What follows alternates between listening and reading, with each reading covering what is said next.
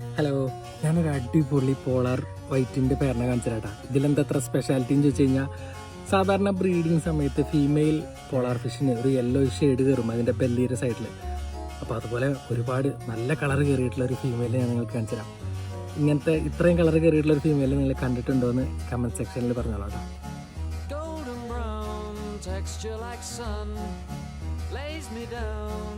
With my mind she runs throughout the night. No need to fight, never a frown. എങ്ങനെയുണ്ട്?